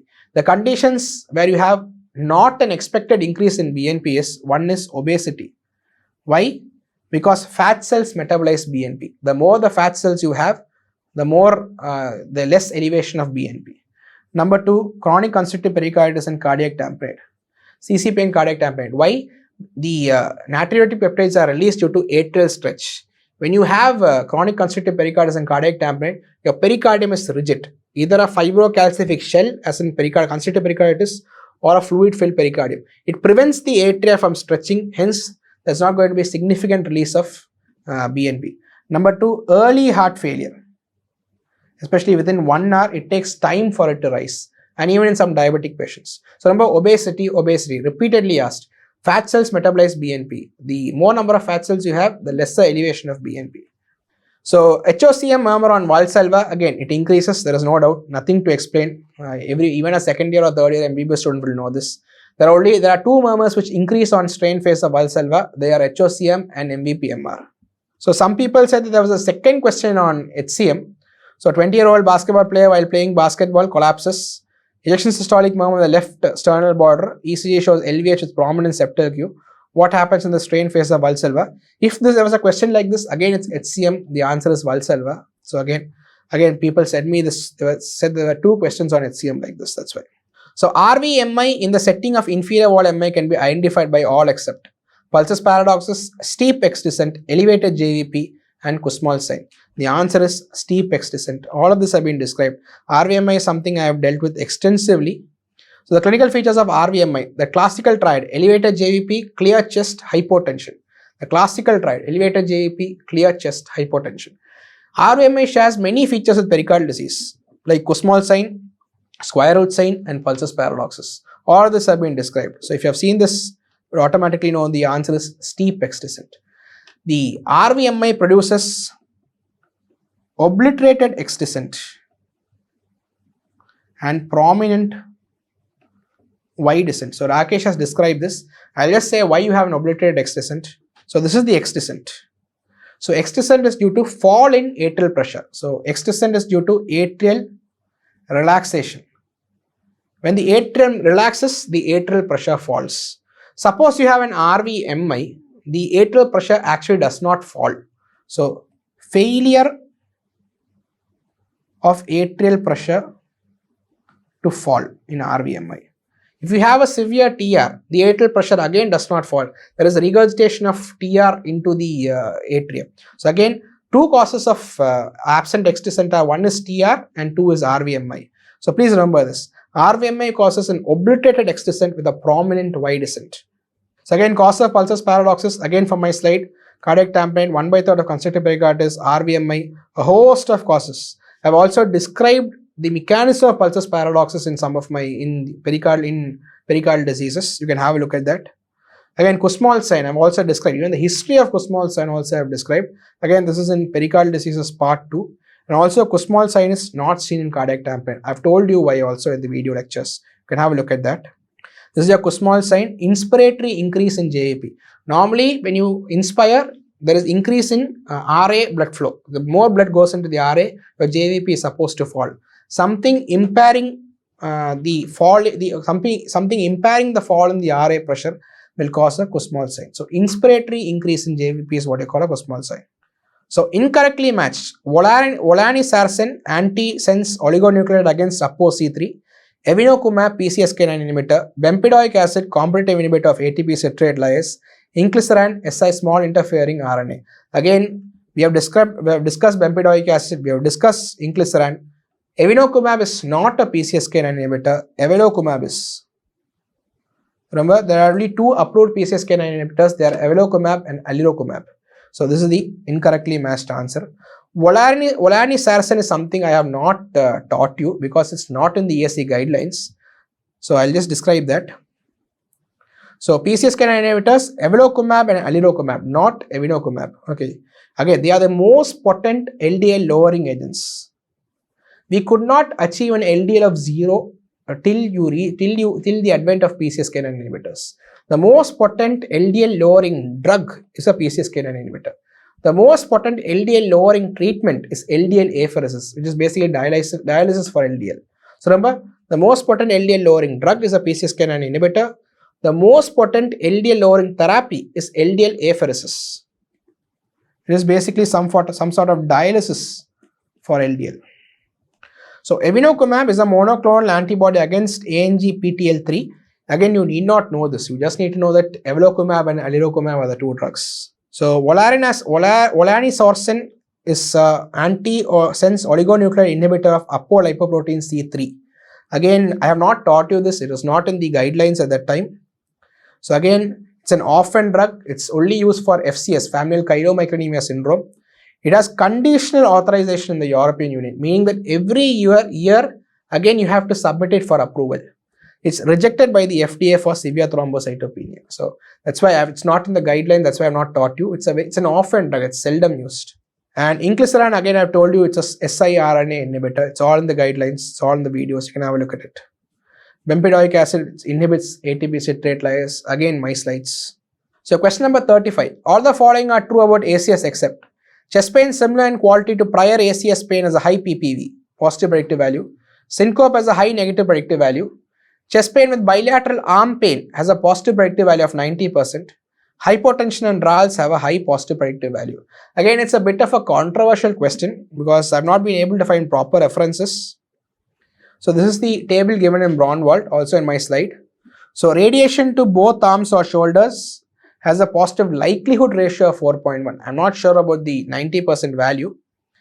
Worse than previous angina or similar to previous MI pain also has a positive predictive value. Okay, so this is exactly what is described in Braunwald. So according to, even I have told you this from my clinical experience, if you have a new onset chest pain in a middle-aged or elderly, you consider it cardiac unless otherwise proven. Chest pain coming to you at night, patient coming to you at midnight, you consider it to be cardiac unless otherwise proven. If a patient is forced to get up from sleep, has to sit up due to pain, cannot go back to sleep, it is cardiac unless otherwise proven. If a person has previous angina, subsequent episodes, especially the same territory, generally mimics the quality. Disappearance of prolonged cardiac pain is not a good sign. It may indicate infarction has settled in. Pain more than 20 minutes is considered to be MI. So this is all from my clinical experience. So taking this into consideration, chest pain similar in quality, I would say this is true. Syncope has a high predictive value, I would say this is false. Remember, inferior wall MI can present with syncope. It's a commonly seen thing in our casualty. Patients with syncope, when you have ischemia of the infraposterior wall, it triggers a Basal-Jarisch reflex and you can get syncope. Chest pain, again, I would consider this true. Hypotension and RALs, I could not find a reference, but I would consider this as true because according to me, this is the answer. If you can find a better reference, please let us know. Which of the following offers a relative protection against LV dysfunction in ALCAPA? Again, a question where you utilize pure logic. No book is going to tell you the answer to this question. Okay, you might find some journal telling you with this, but this is not given in Perloff. So no book is going to tell you the answer to this. It's based on pure logic. So we'll go to my slides. So in utero, how the patient of ALCAPA is usually stable. You can see here ALCAPA, the left coronary artery originating from the pulmonary artery. That is ALCAPA, anomalous left coronary artery from pulmonary artery. So in utero, it is stable. Why is the patient stable? Because the pulmonary artery carries oxygenated blood. Remember, it is fetal circulation. And number two, PA has high pressures. Remember, the RV is the dominant circulation. So this pulmonary artery is carrying oxygenated blood with high pressure. So the left coronary artery is going to receive oxygenated blood. The patient is fine. What happens at 2 to 3 months of age? When you are born, the PA now carries deoxygenated blood. Your PA pressure falls at around 2 to 3 months of age. Your RV is now not the dominant ventricle. This is when your ALCAPA patient crashes. So your PA carries deoxygenated blood and your PA pressure falls. These two things happen and this is when the patient crashes. So which among these options is likely to be the answer? Which offers relative protection? Now you want the PA pressure to increase or the PA to carry oxygenated blood. This is what you want to offer protection to the myocardium. So again, when the ASD with a large left to right shunt, when does a shunt establish an ASD? Around 1 to 2 years of age. So again, remember the patient is crashing at 2 to 3 months of age. This does not offer protection. Severe PS, PA pressure is low. Cor triatrium dextrum. This is cor triatrium dextrum where you have a membrane in the RA which prevents vena cava blood from going into the RV. Again, your PA pressure falls. So not a good thing to have. So PA pressure is going to fall. So ASD, the shunt is established in 1 to 2 years of age. It does not offer protection. Severe PS, PA pressures are low. Cor triatrium dextrum, again PA pressures are low. The answer is VSD with left to right shunt. Why? When you have a VSD with left to right shunt, your PA pressures are going to increase. VSD produces a hyperkinetic pH. And this is present right from birth. So your PA pressures are going to increase. Please remember that when you have a VSD with a left to right shunt, your PA pressures are going to increase. And number two, oxygenated blood goes into the pulmonary artery. There is a left to right shunt and oxygenated blood goes into the pulmonary artery. So again, you have the two criteria satisfied. Your PA pressure is going to increase because of the hyperkinetic pH developing. And number two, your pulmonary artery now has increased oxygenated blood. That is why the answer is VSD is left to right shunt. Remember, it's pure logic. You cannot go and teach this. If you know this particular slide, you can utilize your logic to find the answer. So something I have not taught you. So calculate cardiac output. You are being given a lot of values. So I think this is a bit of a higher level for you. So if you know this, it's well and good. But most of you will probably not know this. So again, it could be considered a landmine question. So again, so how do you calculate cardiac output? You consider the LVOT to be a cylinder. So you find out the cross-sectional area of this first circle and then you multiply it by the VTI. So it's basically pi r squared into LVOT VTI will give you the stroke volume. Okay. So what is pi? 3.14. Your LVOT diameter is 2 centimeter. So radius is half of that. So into 1 into 1. What is LVOT VTI? It is 25 millimeters. Okay. So that gives you the stroke volume. Stroke volume into heart rate gives you cardiac output. So you multiply this into 70. You get 5495 ml per minute, which is approximately 5.5 liters per minute. So you can see that here. Answer is 5.5 liters per minute. Again, something I have not taught you. I think it's a bit of a higher level. So if you know it, good for you. So again, just remember the concept. You consider the LVOT as a cylinder. Pi r squared, the cross-section area of the first circle, multiplied by the LVOT. VTI gives you the stroke volume. So it's 3.14 into 1 into 1 into 25 millimeter. Once you know the stroke volume, you multiply by the heart rate, you get 5495 ml per minute, and there is 5.5 liters per minute. So again, a bit of a difficult question. Does not decrease cardiovascular mortality. Dash, Mediterranean diet, Southern diet, vegetarian diet. The answer is Southern diet. All of you know Dash diet used in hypertension. Good. Mediterranean diet, Predimed trial. So this is the Predimed trial. Good. Vegetarian diet, obviously we know it's good. If you know what the Southern diet is, you will have absolutely no confusion as to what this answer is. So the Southern diet is basically this. Frequently seen in the southern parts of US. It contains fried foods, added fats, processed meats, sugary drinks, and egg. So nobody in the world is going to say this is a heart-friendly diet. So this is probably responsible for the obesity epidemic in US. So again, if you know what the Southern diet is, there is absolutely no question. It's considered to have a 56% increase in CAD. So there's absolutely no question. Please know this Southern diet. No question about it. Which of the following does not cause paradoxical embolism? Question number 39. PFO, coronary AV fistula, pulmonary AV fistula, platypnea, orthodeoxia. So the answer is coronary AV fistula. So coronary AV fistula connects what? It connects coronary artery to coronary sinus. Where does the coronary sinus drain? It drains into the RA. So remember, it does not reach into the left system. Paradoxical embolism is when a right-sided embolus crosses over and reaches into the left system, left side of the heart. So coronary AV fistula is coronary artery which drains into coronary sinus. Coronary sinus opens into RA. RV goes into pulmonary artery. So this produces a pulmonary embolism. It does not produce a paradoxical embolism. So remember, coronary artery to coronary sinus goes into RA, goes into RV, goes into pulmonary artery. At the most, it produces a pulmonary embolism. It does not go into the systemic circulation. So it's a very simple question. So what about patent foramen ovale? Again, I've told you this. Patent foramen ovale is a flap valve mechanism. It usually permits only a right to left shunt. Because of this flap, only a right to left shunt can be permitted, and this can cause a paradoxical embolism. So again, it can cause paradoxical embolism and another platypnea orthodeoxia syndrome. These are all the associations, again from my slides in the lectures. So here is a video of paradoxical embolism in play. This is the RA here. This is the LA here. You can see through the PFO, you can see a thrombus squeezing through the PFO from the RA entering into the LA. This is thrombus in transit. Okay, pathologists call it tinea cordis. Tinea is worm, cordis is heart, a worm in the heart. So this is a paradoxical embolism in play, squeezing through the patent foramen ovale. Remember, patent foramen ovale permits a right to left shunt only. So platypnea orthodeoxia syndrome is a very interesting thing. Again, it's basically a medicine topic. A lot of causes can cause platypnea orthodeoxia. It requires two things. It requires the right left shunting of blood and it requires normal PA pressures. Both are usually there. You can have a look at this article, a very interesting article on the mechanisms of platypnea orthodeoxia syndrome. Again, because of want of time, I'm not going into that. So again, it's not patent foramen ovale. It is not platypnea orthodeoxia syndrome.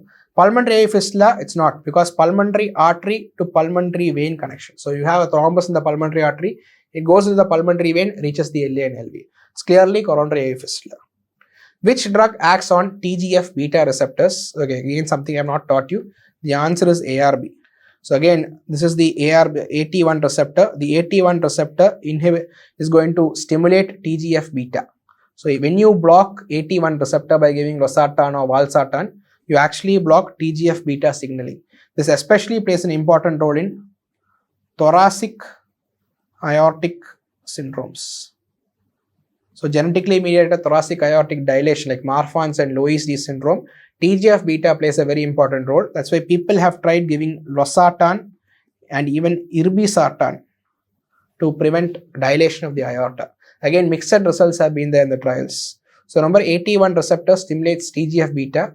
If you give a valsartan or losartan, you can block this. Not associated with cardiomyopathy. Cyclophosphamide, yes, it is associated with hemorrhagic myocarditis.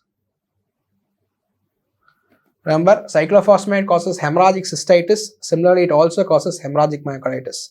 Cisplatin is not associated with cardiomyopathy by itself. It causes a lot of metabolic abnormalities, but it generally is not associated with cardiomyopathy. Herceptin is trastuzumab. ERB2 antagonist is trastuzumab and pertuzumab. Both of them can cause cardiomyopathies. So again, discussing cardio-oncology. So again, cyclophosphamide causes hemorrhagic myocarditis. Cisplatin causes mainly metabolic abnormalities, hypokalemia, hypomagnesemia, hypocalcemia. Please remember that.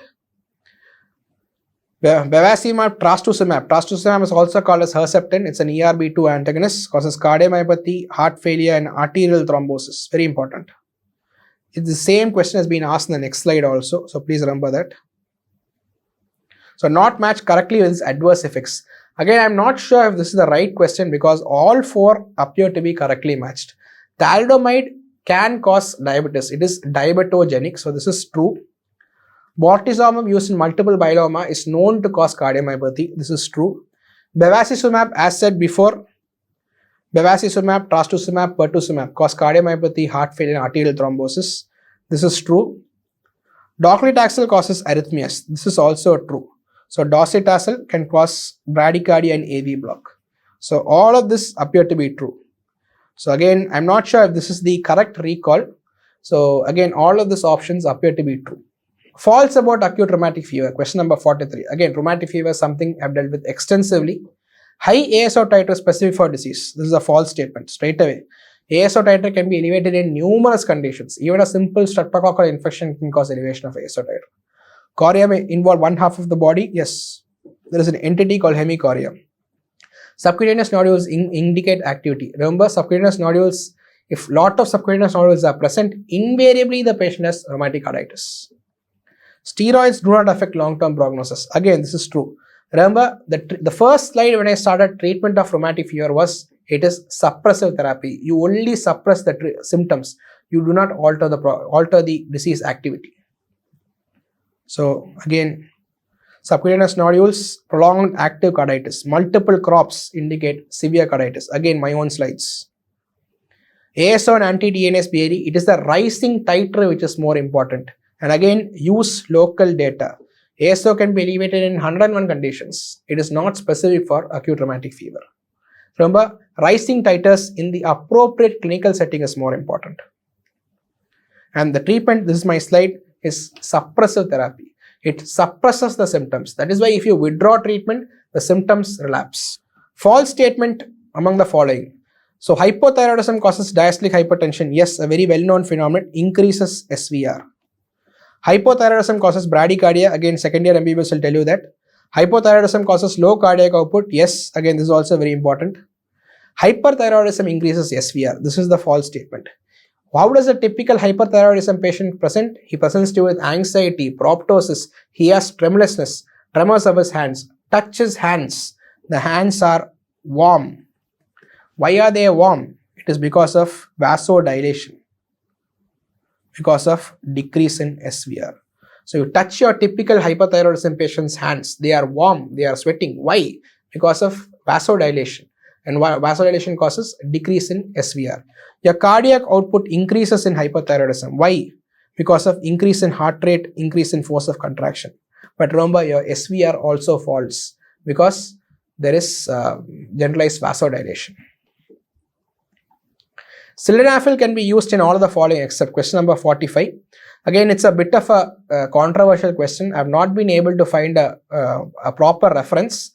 So, among the options available, I can only say among the options available, I would go for PAH following endarterectomy. But even then, I could not find a proper reference. So, again, this is the pulmonary hypertension classification. You use you use PAH specific therapy. So, it's basically sildenafil, bosentan, ambrisentan, teizosentan, prostacyclins, everything for idiopathic or primary PH. So these three mainly. This is where you use your PH specific therapy. Type 2 PH specific therapy is contraindicated. I'll tell you why. Type 3 due to lung disease, again, you should not give. It has no effect or it worsens. Type 4 chronic pulmonary thromboembolism. Your only PH specific therapy approved is riociguat. Again, everything in my lectures. Type 5, nobody has any idea what's going on, so I'm not going in for that. So primary PH or idiopathic PH is where you go for PH specific therapy. Type 2, it's contraindicated. Type 3, it's contraindicated, has no effect or worsens. Type 4, the only PH specific therapy approved is riociguat. So why is PH specific therapy harmful in type 2 in left heart disease? So why do you get, what is the problem here? You have elevated LA pressures. Suppose you have mitral stenosis or diastolic dysfunction, you have elevated LA pressures. So remember, the presence of pulmonary arterial hypertension is actually protective. So suppose you have pulmonary artery hypertension here, blood from the RV is prevented from going into the pulmonary circulation into the LA and LV. There is what you call as second stenosis. Although we utilize this in mitral stenosis, I'm just telling you, it's equal to second stenosis. So when you have elevated LA pressures, say in mitral stenosis or diastolic dysfunction, the presence of pulmonary hypertension is protective because it prevents flooding of the pulmonary vasculature and prevents the development of pulmonary edema. So the presence of pulmonary artery hypertension is actually protective against pulmonary edema. Suppose I am going to give a pulmonary vasodilator, I am going to remove this effective stenosis. There is going to be more blood flow. This patient can go in for pulmonary edema. So please remember, PAH in type 2 in elevated LA pressures is actually protective. When you have left heart disease, whatever the cause, PAH is protective. If you are giving a pulmonary vasodilator, this protection is lost. There is flooding of the pulmonary vasculature and you can go in for pulmonary edema. So in type 2, PAH specific therapy is harmful. Again, my own slide, type 3, no benefit, sometimes harmful. Type 4, only approved treatment is riociguat. So again, pulmonary veno-occlusive disease, whatever pulmonary veno-occlusive disease, it mimics type 2 in the sense that you have pulmonary venous occlusion here. Thereby, pulmonary capillary wedge pressure is going to increase. The moment you give a pulmonary vasodilator, this stenosis is lost. There's going to be flooding of the circulation and this patient goes in for pulmonary edema. So same thing, instead of mitral stenosis occluding the mitral valve, you have pulmonary veno-occlusive disease occluding the pulmonary vein. Hence, your pulmonary venous pressure is going to increase. Your pulmonary capillary wedge pressure is going to increase. PAH is going to be protective in this case. The moment you give a vasodilator, the patient goes in for pulmonary edema. So the treatment of pulmonary occlusive disease is basically cardiac transplant. This is false. You should not give it here. Obstructive TAPVC, again, the only treatment is surgery. Please remember, obstructive TAPVC, only surgery. COPD, again, you cannot give it in COPD. It's contraindicated. Again, Braunwald also says the same. So by considering the only remaining option, it's PH following pulmonary endarterectomy, although the only approved drug is riociguat. So that's why I said it's a bit of a controversial question. Pulmonary occlusive disease, you'll kill your patient. Obstructive TAPVC surgery is the only treatment. COPD, it's contraindicated. The only remaining option is PH following pulmonary endarterectomy. All favors chronic constrictive pericarditis over RCM except square root sign. Again, square root sign is seen in both chronic constrictive pericarditis more than RCM. Increased tissue Doppler, speckle tracking shows increased circumferential strain. Ventricular interdependence favors CCP. Again, this is my slide for demonstrating annulus paradoxes and reverses. If you remember this slide, the answer is pretty obvious. So I want you to focus on the yellow dot in the box. So in normal, you can see normal, you can see in cardiomyopathies and restrictive cardiomyopathy, and you can see in constrictive pericarditis. Normally your heart expands outwards circumferentially and longitudinally. So you can see here it expands longitudinally as well as in circumferentially. When you have restrictive cardiomyopathy, your heart expands only laterally, not longitudinally. So see the point here, it does not move longitudinally. So your heart expands circumferentially, not longitudinally. When you have constrictive pericarditis, the heart is surrounded by a shell. So it cannot expand circumferentially, it expands longitudinally. See this point here? This point moves more and more. So normally your heart expands outwards circumferentially as well as longitudinally. When you have restrictive cardiomyopathy, your heart expands only circumferentially, not longitudinally. When you have constrictive pericarditis, your heart is surrounded by a shell. So it cannot expand circumferentially. It can only expand longitudinally. So you can see this point moves more and more. So considering this, deformation of LV is constrained in the circumferential direction in constrictive pericarditis and in the longitudinal direction in restrictive cardiomyopathy. Again, if you remember this particular diagram, you can easily answer this question. So square root sign, yes. Increased tissue Doppler, yes. Medial tissue Doppler is increased. Speckle tracking shows increased circumferential strain. This is false. It shows increased longitudinal strain. Please remember that. Remember the diagram? It cannot expand circumferentially. It can only expand longitudinally. Ventricular dependence, again, hallmark of CCP. So what is this ventricular interdependence? So LV fills at the expense of the RV. RV fills at the expense of the LV. So please note that. So if the LV has to fill, the septum shifts towards this side. If the RV has to fill, the septum shifts towards this side. The septum actually bounces around. This is called a septal bounce. Come to question number 47. Not associated with increased cardiovascular risk. So according to me, all four are associated with increase in cardiovascular risk. I'm not sure if one of the options was probably wrong or the arrow was probably reversed. So what is CIMT? CIMT is carotid intimal medial thickness. More than 0.9 millimeters is considered to have increase in cardiovascular risk. Lipoprotein little a, more than 125 nanomoles per ml. Yes, this is true. ABIF less than 0.75, less than 0.8 is considered to be significant, associated with increase in risk. HSCRP more than 3 is considered to be associated with increase in risk. So CIMT, this is carotid intimal medial thickness. What you do is you take an ultrasound probe and do a B scan. So you do a B scan, you get an image like this. So you measure the thickness here, the intimal medial thickness. This is what you measure.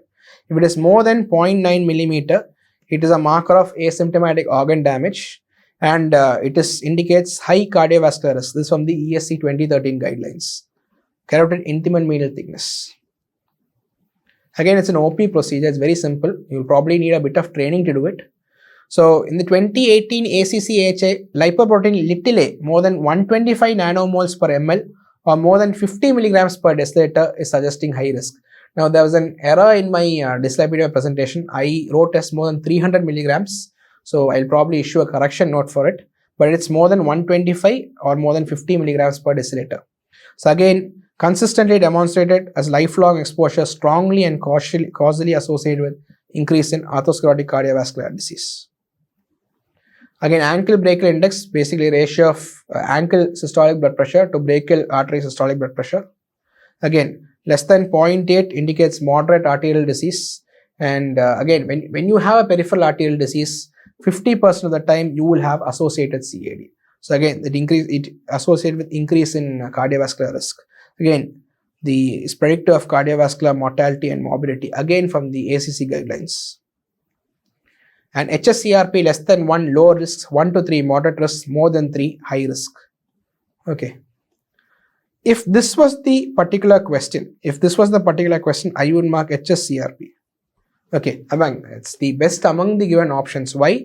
Because in Braunwald, it's written that if your HSCRP is more than 8 milligrams per deciliter, it is probably due to some other cause like inflammation, infection, something like that. Then you have to repeat it a bit later on. So among this, if I am forced to mark, I would probably mark HSCRP. But anyway, all this is associated with an increase in risk. Please remember that. So HSCRP more than 8, you repeat the test because it might be due to some other cause.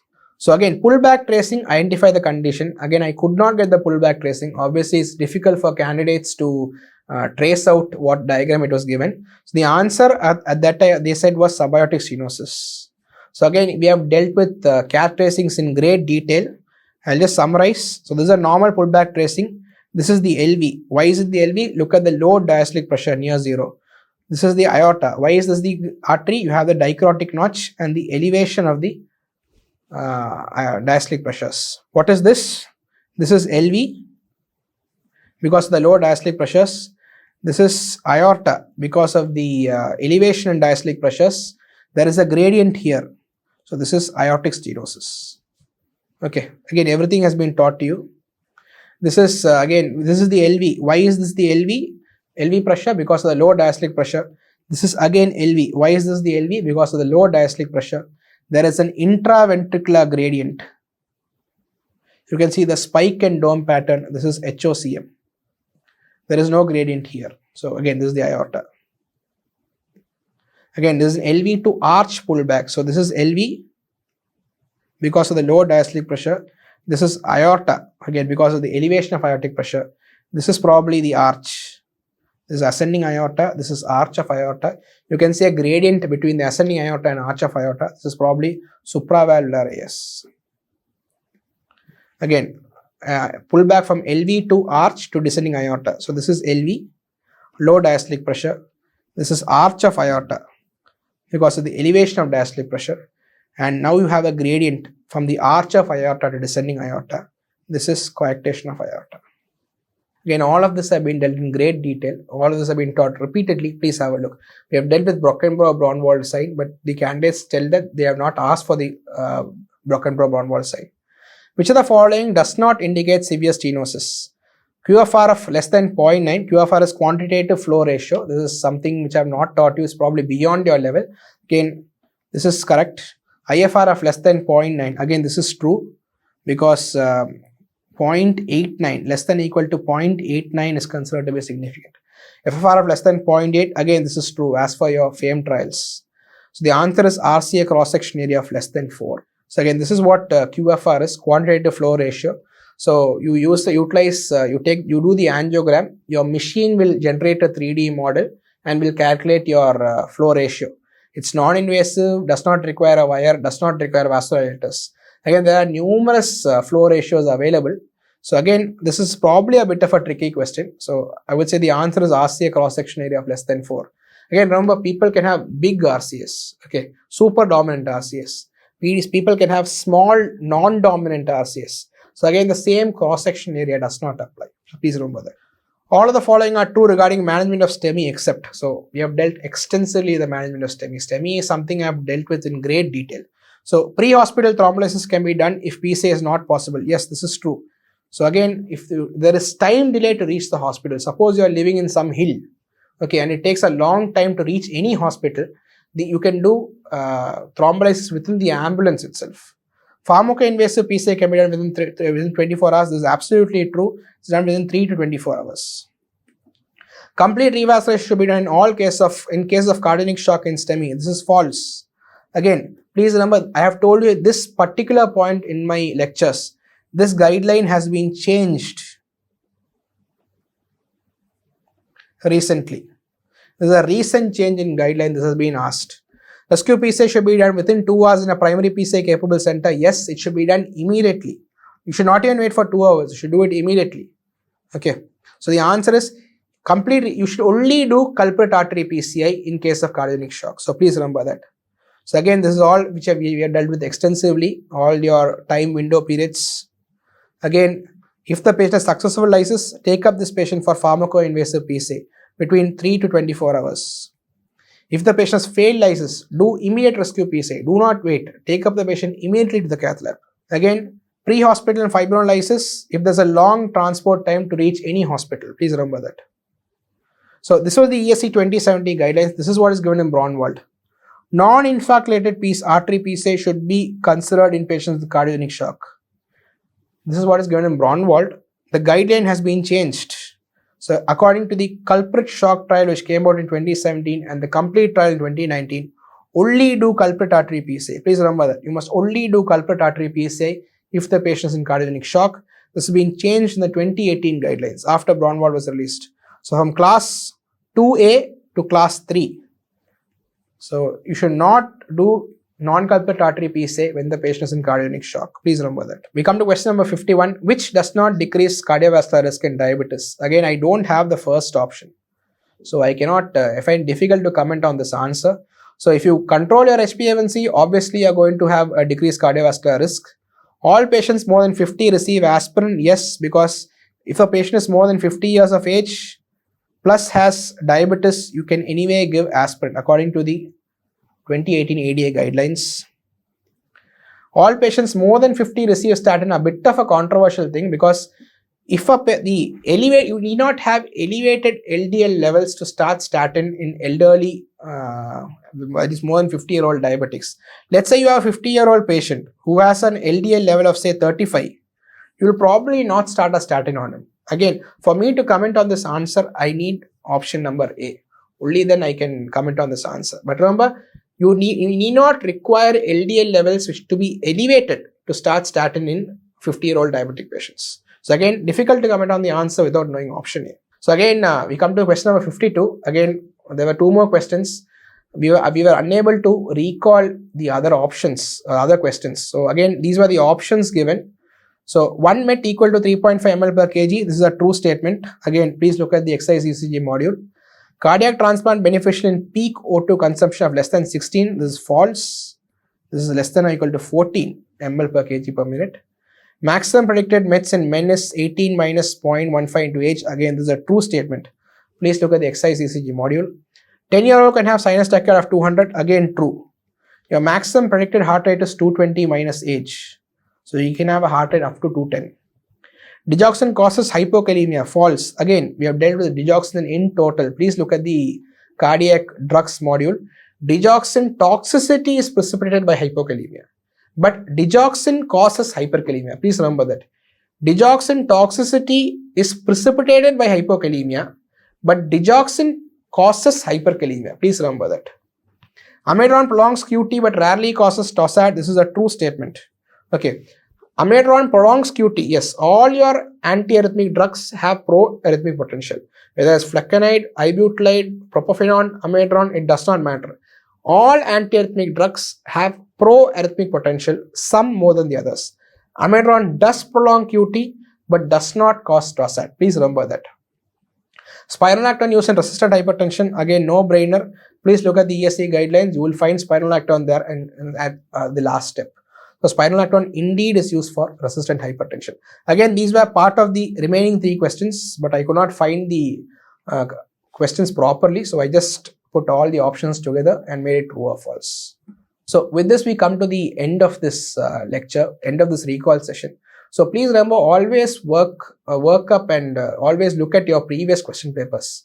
You will get around 10 to 20 questions. So according to me, approximately around 80 to 85% I have covered in my lectures. So that's the best you can do. Remember, 80% of your questions come from 20% of your subject. That's the Pareto principle. That's what we strive to achieve here. So I would say that approximately 80 to 85% of questions have come from my lectures. Some you could easily use logic to answer the questions also. So with this, we come to the end of this recall session. Thank you.